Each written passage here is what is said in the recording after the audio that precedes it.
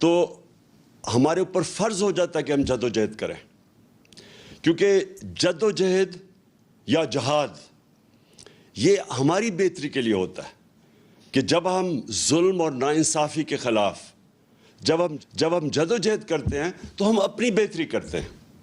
اور 3 قسم کی جہاد ہے، ایک تو ہتھیاروں کی ہے، ایک جو سب سے کمزور، اب دل میں کئی لوگ سوچتے ہیں کہ ظلم ہو رہا ہے لیکن کچھ نہیں کرتے، دل میں کڑتے ہیں، لیکن یہ جو دوسری جہاد ہے یہ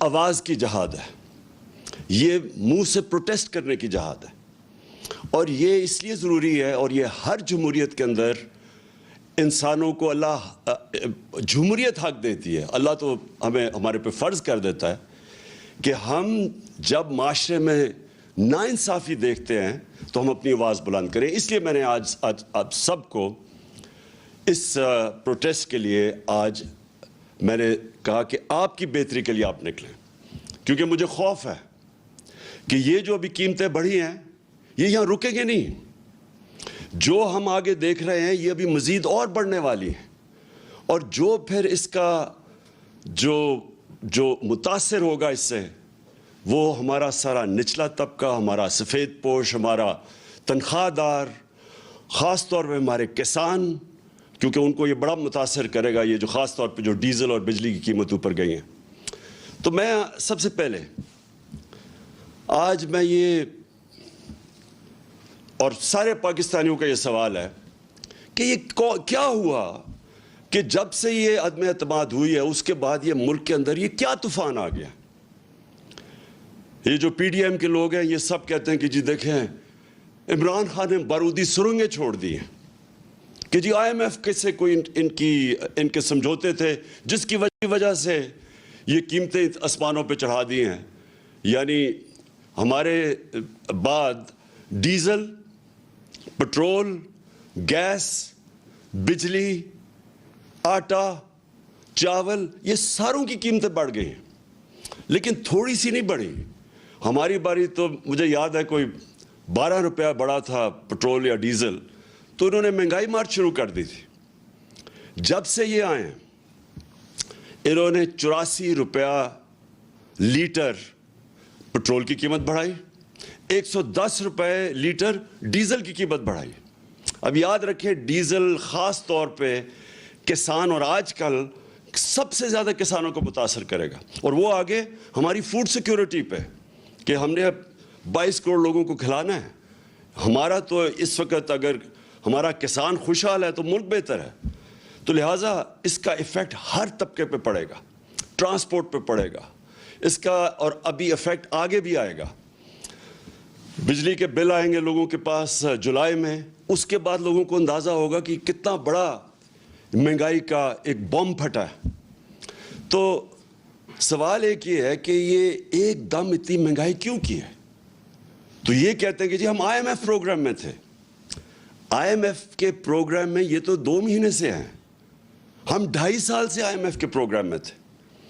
کیا ہمارے اوپر پریشر نہیں تھا یہ قیمتیں بڑھانے کا؟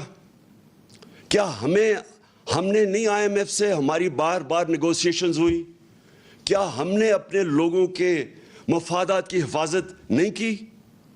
اور یہ کیوں نہیں کر سکتے؟ کیا ہمیں جب انہوں نے کہا تھا کہ پیٹرول اور ڈیزل کی قیمت بڑھاؤ تو ہم نے 10 روپے کم کی تھی؟ کیسے کی تھی؟ ہم نے ادھر ادھر سے پیسے نکالے تھے، ہماری ریکارڈ ٹیکس ہم نے اکٹھا کیا تھا، اور جب ریکارڈ ٹیکس اکٹھا کیا اور پھر ہم نے جگہ کہیں پیٹ کاٹ کے، لیکن ہم نے 200 ارب کی سبسڈی دی ڈیزل اور پٹرول نیچے رکھنے کے لیے، کیونکہ ہمیں پتا تھا کہ جب آپ ڈیزل اور پٹرول بڑھاتے ہیں سب کچھ بڑھ جاتا ہے۔ 4 روپے یونٹ بجلی کم کی ہم نے، تو اس کے لیے سبسڈی ہم نے نکالی۔ ہم بھی آئی ایم ایف پروگرام میں تھے، اور یہ یاد رکھیں کہ ہم آئی ایم ایف کے پروگرام میں ہوتے ہوئے ہم نے ہیلتھ کارڈ دیا۔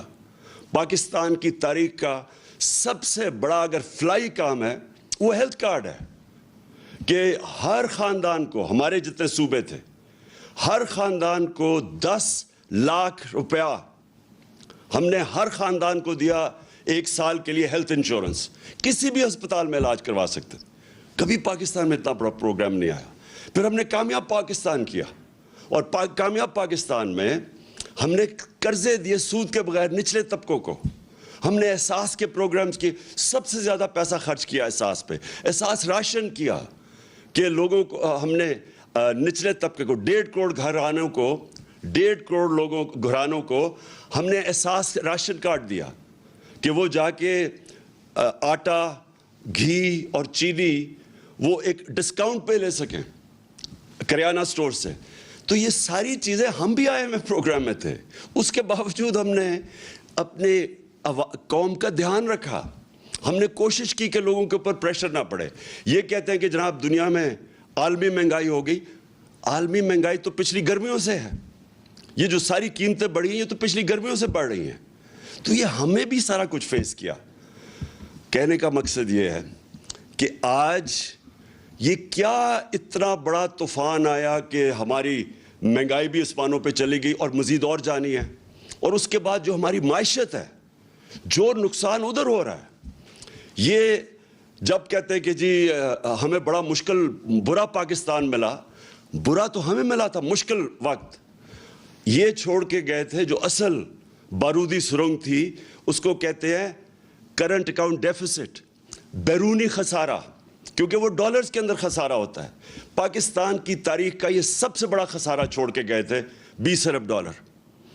اس کے باوجود تیسرے سال میں ہم بالکل خسارہ کم کر چکے تھے، اور خسارہ بھی کم کیا، اور 5.6% پہ ہماری اکانومی بڑھ رہی تھی.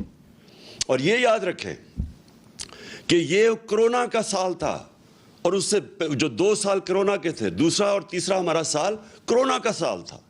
اور کرونا کے باوجود 5.6% پہ پاکستان بڑھا، جب ہندوستان -7% پہ چلا گیا. ان کی گروتھ، ان کی دولت میں بجائے اضافہ ہونے کے نیگیٹو میں گیا. اس دور میں جس طرح پاکستان نے سب سے، یہ صدی میں ایک دفعہ اتنا بڑا بحران آتا ہے جو کرونا کا ساری دنیا میں عذاب آیا، تو پاکستان وہ ملک تھا چند ملکوں میں سے جس نے سب سے بہترین طریقے سے اپنے لوگوں کو بچایا، غریبوں کو بچایا، اپنی معیشت کو بچایا. اور اس میں میں آج خاص طور پہ پھر سے، میں پہلے بھی کہہ چکا ہوں کہ میں آج خراج تحسین پیش کرنا چاہتا ہوں ہماری NCOC جو ہم نے سٹرکچر بنایا تھا، جس کو اسد عمر اس کے لیڈ کر رہے تھے، جس میں سارے پاکستان کے ادارے تھے، سب نے اپنا کام کیا، جس میں پاکستانی فوج بھی تھی. اور جس طرح ابھی جو ہمارا فیٹف میں سے ہم نکلے ہیں، فیٹف کے اندر بھی سب نے مل کے، ایک ملک نے مل کے لڑا تھا، جس میں سارے ادارے، جس میں حماد نے لیڈ کیا تھا، جس میں سارے ادارے تھے، جس میں پوری کوشش کی، بلکہ پرائیویٹ لوگ بھی تھے، جس میں پاکستانی فوج بھی تھی. سب نے مل کے اتنے بڑے ایشوز ہمارے دور میں ریزالو ہوئے. اسی دور میں جب ہم IMF میں تھے، اسی دور میں جب عالمی بحران تھا، ایک قوم بن کے ہم اس سے نکلے تھے. یہ جو آج پھنسے ہوئے ہیں، یہ جو آج ہماری ساری جو اتنی مشکلوں سے ملک کو ہم نکول کے یہاں لے کے آئے تھے، آج مہنگائی کے علاوہ جو ہماری معیشت ہے خطرے میں ہے. موڈیز کے اندر جو کریڈٹ ریٹنگ کرتا ہے کہ ایک ملک کی کریڈٹ ریٹنگ، انہوں نے مائنس میں ڈاؤن گریڈ کر دیا ہے. اس کا کیا مطلب ہے؟ پاکستان کو قرضے نہیں ملیں گے. اگر قرضے ملیں گے تو بہت مہنگے قرضے ملیں گے. اور یہ دوسری چیز، وابڈا کی ریٹنگ ایسی تھی کہ وہ خود انٹرنیشنل لونز لے سکتی تھی. اب جب سے یہ آئے ہیں اس کی بھی ریٹنگ ڈاؤن گریڈ کر دی ہے. اس کا مطلب کہ وابڈا کو وہ لونز نہیں ملیں گے، اور اگر ملے تو بہت مہنگے ملیں گے. اس کا مطلب جو 10 ڈیمز جو ہمارے دور میں شروع کی ہوئی ہیں وہ اب خطرے میں چلی جائیں گی، کیونکہ اگر پیسہ قرضے نہ ملے تو یہ کیسے پورے ہوں گے. تو میرا سوال یہ ہے کہ جب یہ ملک ترقی بھی کر رہا تھا، اس کی 5.6% تیسرے سال میں اور 6% چوتھے سال میں جب اس کی اکانومی گرو کر رہی تھی، دولت میں اضافہ ہو رہا تھا، جب ریکارڈ ہم ٹیکس اکٹھے کر رہے تھے، وہ بھی ایک وجہ ہے کہ ہم پیسے نکال سکے عوام کے اوپر بوجھ کم کرنے کے، سبسیڈائز کرنے کے لیے. ریکارڈ 6.2 ٹریلین یعنی 6,200 ارب روپے کا ہم نے ٹیکس اکٹھا کیا پاکستان کی تاریخ میں سب سے زیادہ، اور اسی دور میں سب سے زیادہ پاکستانی اوورسیز بیرون ملک پاکستان ریمیٹنسز ہمیں بھیجیں 31 ارب ڈالر کی، 32 ارب ڈالر کی ہماری ایکسپورٹس تھی، اور جو ہماری فصلیں تھی، جو ہمارا ایگریکلچر ٹرانسفارمیشن پلان تھا، اس کی وجہ سے جو کسانوں کے پاس پیسہ گیا، جو ہم نے ان کی مدد کی، ریکارڈ فصلیں ہوئی ہمارے پاس، 4.4% پہ ہمارا زراعت ہماری آگے بڑھ رہی تھی۔ تو اس وقت کیا ہوا کہ آج سارا کچھ نیچے جا رہا ہے، اور وہ ہوا کیا میں آج آپ سب کو یہاں بتانا چاہتا ہوں کہ ہوا کیا۔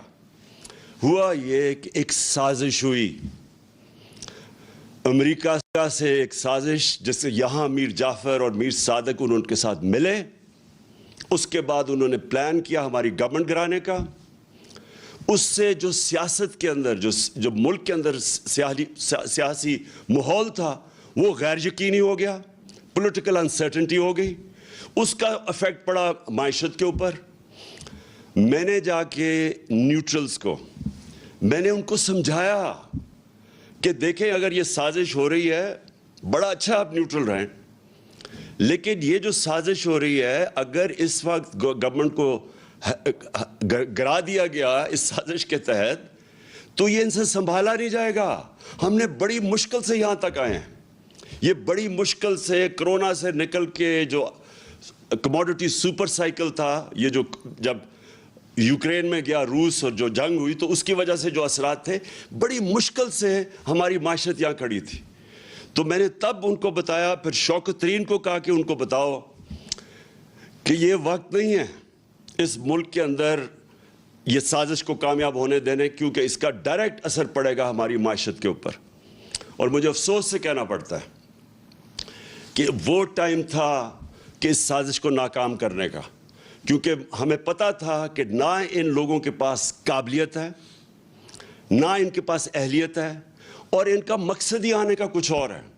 ان کا مقصد اس ملک کی نہ مہنگائی کم کرنے کے لیے، نہ ان کا مقصد اس ملک کی ریفارمز کرنے کا تھا، اکانومی ٹھیک کرنے کا تھا، ان کا تو مقصد ہی کچھ اور تھا۔ اور وہ جو مقصد تھا، میں بڑا شکر گزار ہوں ان کے وزیر دستگیر کا، خرم دستگیر کا، جس نے ٹی وی پروگرام پہ کہہ دیا۔ اب اس نے کہا ہمیں تو صرف یہ تھا، اور اس نے دو چیزیں کہی۔ اس نے کہا ایک تو ہمیں ڈر لگا ہوا تھا کہ اگر یہ رہ گیا، اس نے نیب، اس نے ججز اور ڈال دینے تھے، اور اس نے ہمارے جتنے لیڈر تھے انہوں نے جیلوں میں چلے جانا تھا، جس میں شہباز شریف نے بھی چلے جانا تھا۔ تو پہلا تو میرا سوال یہ ہے کہ کیا یہاں کی عدالتیں آزاد نہیں ہیں؟ کیا یہاں کی جو عدالتیں ہیں اس میں کوئی ہماری انٹرفیرنس ہوئی ہے آج تک؟ ہم تو وہ زمانہ نہیں کہ ہم ٹیلی فون کر رہے ہیں کہ جسٹس قیوم جی ہمیں کیس میں یہ رزلٹ چاہیے۔ ہم نے تو سپریم کورٹ کے اوپر کبھی سوچا نہیں حملہ کرنے کا۔ ہم نے کسی ادارے کو ہم نے آج تک ہم نے اداروں کو چلنے دیا۔ نیب کا ادارہ جو چلا ہے، میں بتا دوں آج کہ نیب نے کوئی 280 ارب روپیہ اپنے سارے کوئی 18 سال میں اکٹھا کیا تھا۔ ہمارے 3 سالوں میں انہوں نے 480 ارب روپیہ اکٹھا کیا، کیونکہ ہم نے مداخلت کسی میں نہیں کی۔ تو میں جو آج سوال پوچھتا ہوں کہ یہ جو خرم دستگیر نے بات کی ہے، اس سے یہ واضح ہوتا ہے کہ ان کا تو مقصد تھا ہی نہیں اور کچھ سوائے NRO 2 لینے کا۔ ان کا تو مقصد یہ تھا، اسی لیے یہ ساری جدوجہد تھی۔ 3.5 سال سے یہ بار بار جو بلیک میل مجھے کیا جا رہا تھا، یہ تو صرف چاہتے تھے NRO، دوسرا NRO۔ یاد رکھیے ان کو پہلا NRO مل چکا ہے، ان کو ملا، جنرل مشرف نے NRO دیا، جو ساری ان کے کرپشن کیسز تھے۔ 2 دفعہ ان کی حکومتیں گئی کرپشن پہ 90 کی دہائی میں، تو جو سارے ان کے کرپشن کے کیسز تھے وہ سب جنرل مشرف نے معاف کر دیے تھے۔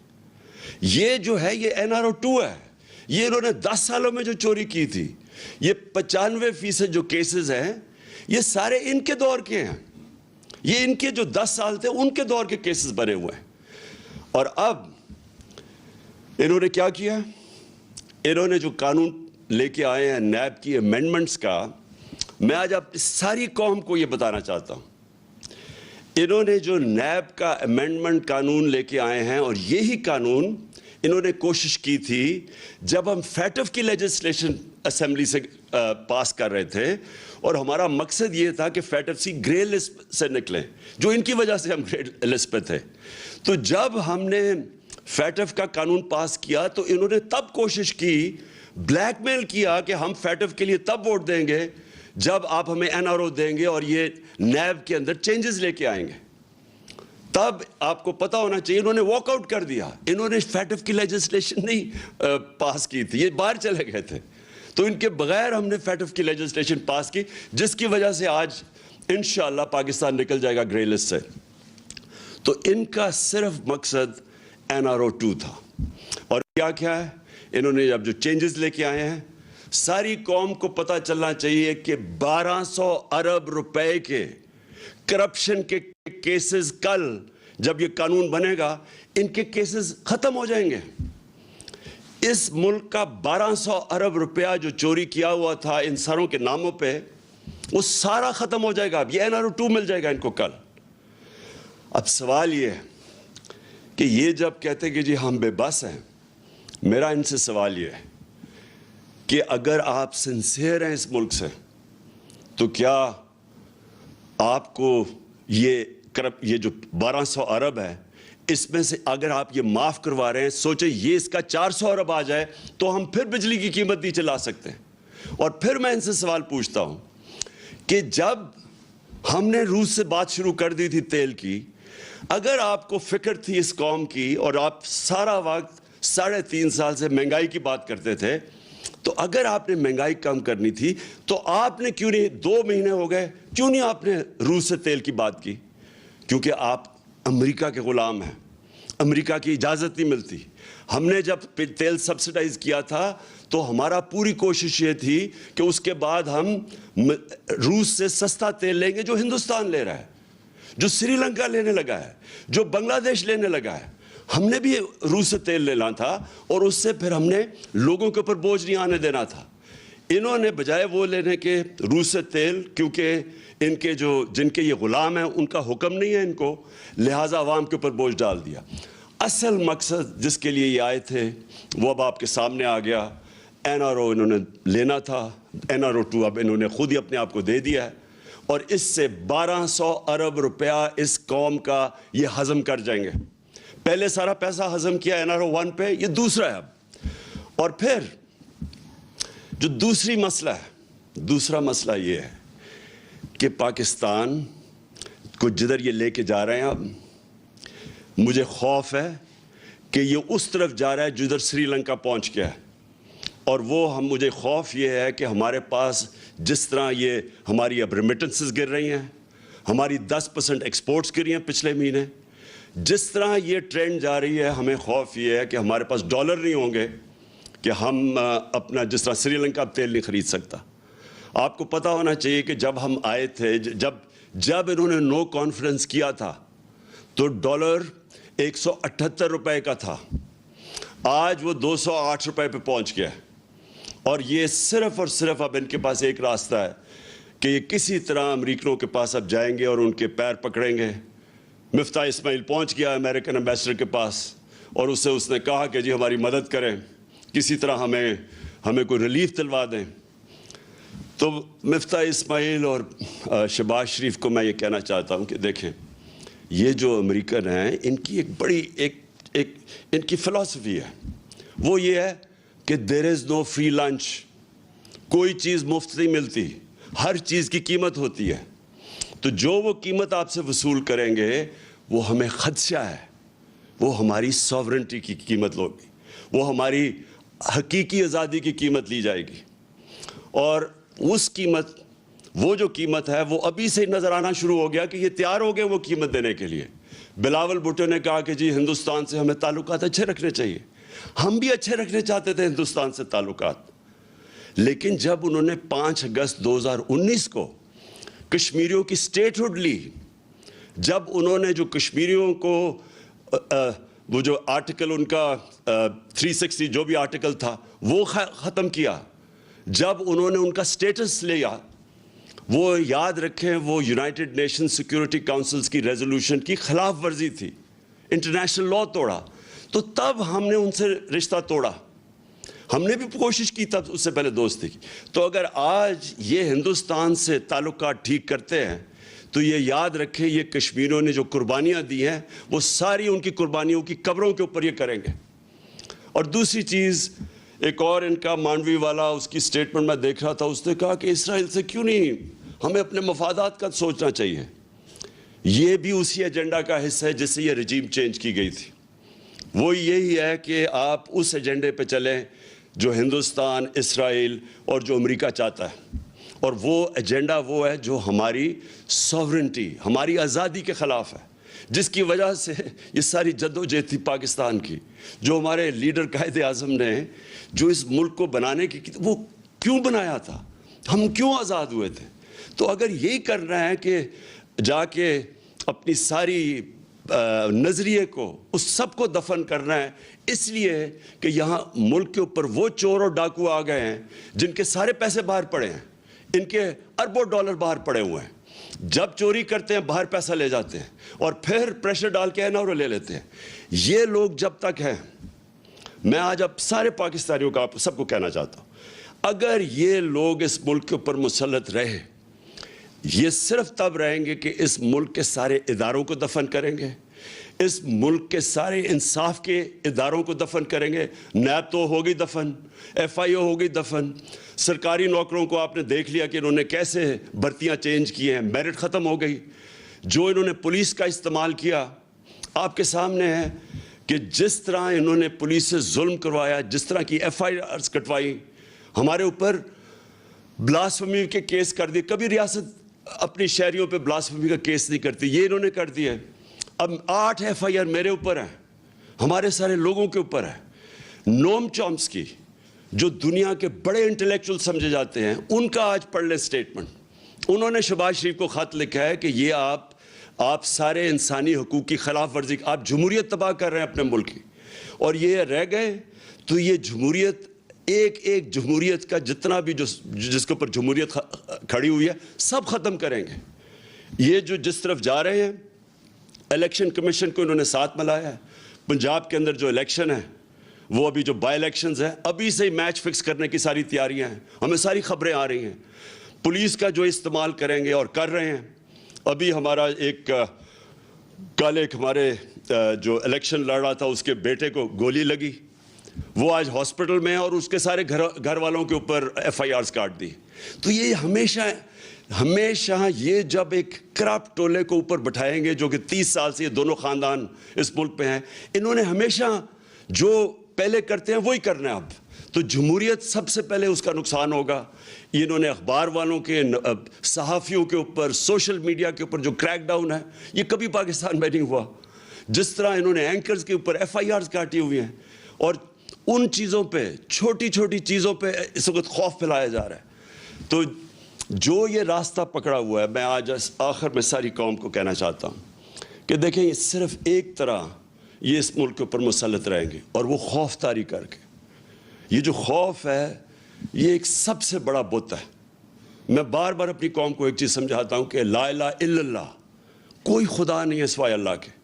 یہ جو ایک خوف کا بت ہے, یہ اس طرح کے لوگ جو کرپٹ لوگ ہیں, جن کی ہمیں ساری تاریخ پتہ ہے, باہر بیٹھے ہوئے ان کے لیڈرز, پیسے باہر بیٹھے ہوئے ہیں, وہاں سے بیٹھ کے اس ملک کو کنٹرول کر رہے ہیں, اور جدھر ان کے پیسے پڑے ہوئے ہیں وہ ان ملکوں سے ہی کنٹرول ہو رہے ہیں. اس ملک کی نہ انہوں نے آزادی رہنے دی ہے, نہ انہوں نے ادارے چلنے دینے ہیں, نہ انہوں نے جمہوریت چلنے دینی ہے. انہوں نے جتنی دیر یہ آئیں گے اس ملک کو مزید اور نقصان پہنچائیں گے, صرف اپنے آپ کو اوپر مسلط کرنے کے لیے. لہٰذا ہم سب نے مل کے, ساری قوم نے مل کے ہم نے جدوجہد کرنی ہے. آپ نے سب نے تیاری کرنی ہے. میں آپ کو کال دوں گا. ہم نے مسلسل جو ہمارا حق ہے, ہمارا آئینی حق ہے پرامن احتجاج, وہ ہم کریں گے, اور وہ ہم تب تک کریں گے جب تک ہمیں صاف اور شفاف الیکشنز کی ڈیٹ نہیں ملتی. میں پھر سے کہہ رہا ہوں, الیکشنز نہیں, صاف اور شفاف الیکشنز. صاف اور شفاف الیکشنز اگر نہ ہوئے, مزید اور انتشار ہوگا. جس طرح پھر سے میں کہتا ہوں جو پنجاب کے بائی الیکشنز میں میچ فکس کرنے کی کوشش کی جا رہی ہے اور جو ملوث ہیں اس میں، اگر اس طرح کے الیکشنز کروائے، اس سے ملک مزید اور انتشار کی طرف جائے گا، حالات اور بگڑیں گے، سیاست کے اندر غیر یقینی فضا بڑھتی جائے گی، وہ معیشت کو افیکٹ کرے گی۔ صرف راستہ ایک ہی ہے صاف اور شفاف الیکشن کا، اور وہ ہم سب نے مل کے اس کے لیے جدوجہد کرنی ہے۔ پاکستان پائندہ باد۔